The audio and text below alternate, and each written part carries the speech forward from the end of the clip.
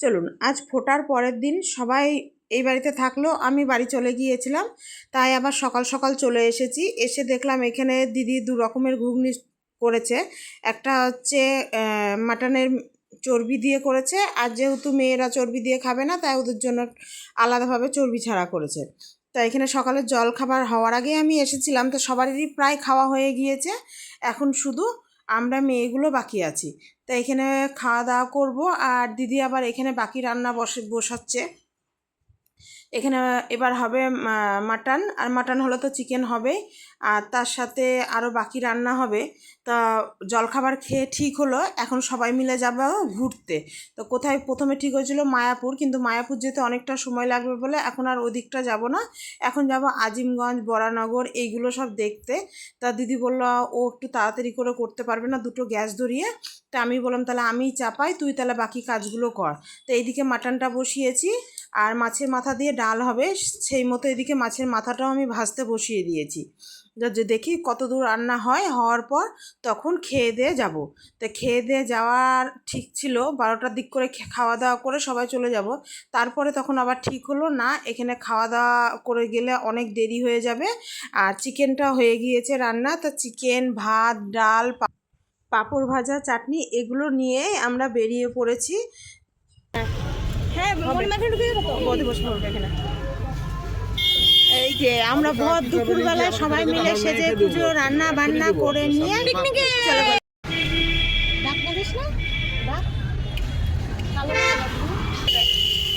মামা চলে এসেছে।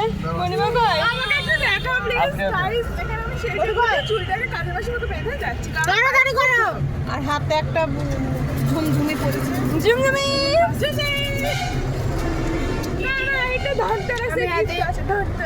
মণিমা চলে এসছে।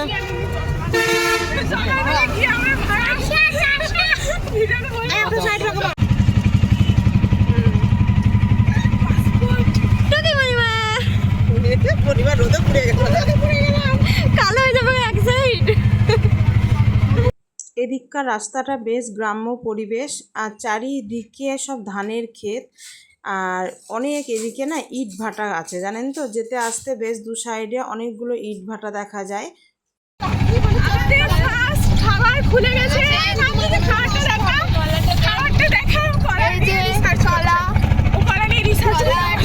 হবে সবাই মিলে।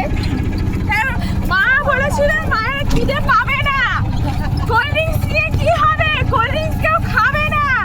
এখন অব্দি 1 ঘন্টা হয়নি, মায়ের কোল্ড ড্রিঙ্কস খেতে পেয়ে গেছে। ঠিক আছে তো? খাবে না ভাই, দুটো খাবে না। ভালো করে ভিডিও করছি।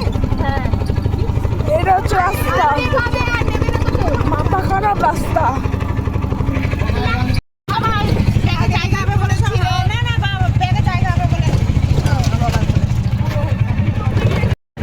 জায়গা হচ্ছিল না বলে প্যাকেটগুলো সব ইট ভাটা এসে ছুটি। বাড়ি থেকে সব রকম খাবার নিয়ে আসলেও মিষ্টি আনা হয়নি, যেহেতু আজিমগঞ্জের মিষ্টি খেতে খুব ভালো, তাই আমরা এখানে মিষ্টি নিয়ে নেব। তাই এই যে এখানে মৌচাক মিষ্টিগুলো মানে বিক্রি হচ্ছে, দাদা বলছিল ছেলেকে খাওয়ার জন্য, তো ছেলে বলছে প্রচণ্ড মিষ্টি, খাবো না এই মিষ্টিগুলো। আর এখানে না রসগোল্লাগুলো খুব সুন্দর খেতে, তো সেই মতো এখানে নেওয়া হয়েছিল। আর প্রতিটা মিষ্টিই ছিল গরম, কারণ আগের দিন ভাইফোঁটা ছিল বলে কোনো মিষ্টি সেভাবে ছিল না। তা আমরা সব রকম মিষ্টি নিয়েছিলাম, কালো মিষ্টি, তারপর হচ্ছে পান্তুয়া, রসগোল্লা, আর মেয়ে বললো প্যারা নিবে। সব রকম মিষ্টি নিয়ে এবার গাড়িতে যাব। আর এই যে ছেলেকে রসগোল্লা দিয়েছিল খেতে, তাই ছেলে এখানে রসগোল্লা খাচ্ছিল। হাত ধোয়া নাই বলে এমনি বাটি থেকে মুখে পড়ছিল, হাতগুলো নোংরা আছে বলে। তা চলুন বাকি রাস্তাটা এবার যাই। আর এই দিকে না অনেক মিষ্টির দোকান, দু সাইডে ভর্তি মিষ্টির দোকান। তো এই ভেতর দিয়ে এবার যাব। প্রথমে যাব আমরা বরানগর শিব মন্দির, কারণ এর আগে একবার গিয়েছিলাম ওখানে, তো মন্দিরটা বন্ধ হয়ে গিয়েছিল, 4টের পর বন্ধ হয়ে যায়, সেই মতো আগে আমরা বলেছি ওখানে যাব। ওখানে যাওয়ার পর তারপরে তখন বাকি জায়গাগুলো যাব। আর আমরা যেহেতু খাবার নিয়ে এসেছি তাই এক ঢপ জলও নিয়ে এসেছি হাত ধোয়ার জন্য, কোথায় জল পাবো না পাবো সেই মতো। এই যে দেখুন মন্দিরের ভেতরটা খুব সুন্দর, আর পুরো মন্দিরটা না টেরাকোটার মতো কাজ করা, আর ভেতরটা খুব শান্তশিষ্ট। তো এখানে ঢুকে কিছুটা মানে দাঁড়ালাম, ছবি তুললাম, এবার বেরিয়ে গেলাম। বেরিয়ে গিয়ে এবার যাব ওই দ্বাদশ শিবলিঙ্গর ওখানে করে। ওখান থেকে একটু হেঁটে গেলেই মাঠটা পার হলে দ্বাদশ শিবলিঙ্গ। তো ওখান থেকে আবার আর একটা মন্দির আছে, সেখানেও যাব। পরপর সব মন্দিরগুলো আজকে ঘুরবো, ঘুরে এক জায়গায় বসে খাওয়া দাওয়া করে বাড়ি যেতে যেতে আমাদের সেই সন্ধে হবে। আর এই বরানগর জায়গাটাও না বেশ গ্রাম্য পরিবেশ, আর সাইডে এই যে গোবরের আমরা লুদা বলি এগুলোকে দেওয়া আছে। তাই মনাইকে ইয়ার্কি মারছিলাম আর বলছিলাম এগুলো হচ্ছে ক্যাডবেরি চকলেট, খাওয়া যায়, দেখ খেতে কেমন হয়।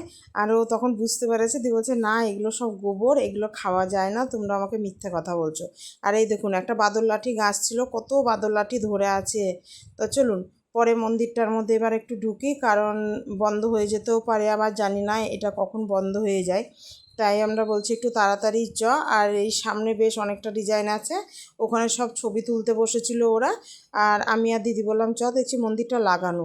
তো বললো না হালকাভাবে লাগানো আছে, গেটটা খুলেই ভেতরে ঢুকুন, কারণ বাইরে অনেকগুলো কুকুর ছাগল সব আছে, তো ওরা সব ভেতরে ঢুকে পড়ছে, তাই ওরা গেটটা হালকা করে লাগিয়ে দিয়েছে।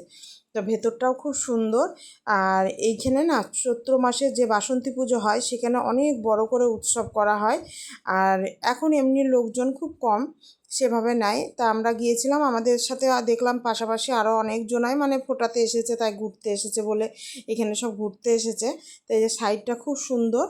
আর এখানে একটা পদ্ম গাছ আছে, পদ্ম গাছের পাতাগুলো যেমন বড় বড়, ভেতরে অনেক মাছও আছে। তো এই যে এই মন্দিরটাও দেখছি লাগানো, তবে ভেতরে এক মহিলা ছিল, উনি খুলে দিল মন্দিরটা আমাদেরকে দর্শন করার জন্য। আমরা গেলাম, গিয়ে ভেতরে দর্শন করলাম।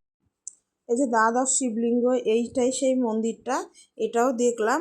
আর ভেতরের মা দুর্গার 3টে মূর্তি আছে, 3টে অষ্টধাতুর তৈরি।